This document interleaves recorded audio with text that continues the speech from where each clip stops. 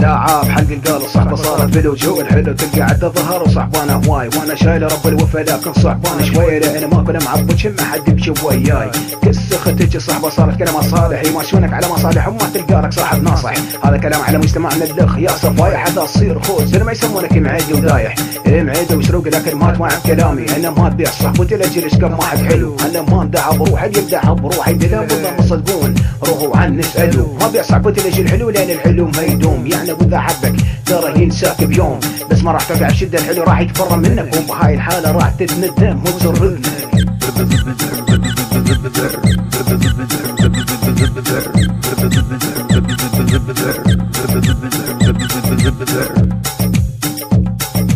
مستمعنا فاصل عاطل للأخير يا صديقي الصحبة بهالوقت تلقى لك صديق حقيقي كلها تدور مصالح صحبة مكلافات صحبة الوقت على مود النارقيلة واللفات على مود الكاميرا والدراجة كلها ضد تجيك ويقولوا لك احنا نحبك وعلى راسنا نخليك يقولوا لك نعطيك وبحضن ندفيك اما خوات قاعد يجون على مود التكنيك هي كلها تهون وهذين كلهن سهلات بس اصعب شي لما ضلعك يخون بيك خرب هيك وقت قدر خرب هيك صحبة عشتنا بهالمجتمع صارت كله الصحبة صاحبك يبيعك على مود قحبة وانا شفت وعرفت وقلب النظم صار صبة قلبه صار صبة لكن صبة محفرة لان ثقت مش كم واحد طلع عرش الخرا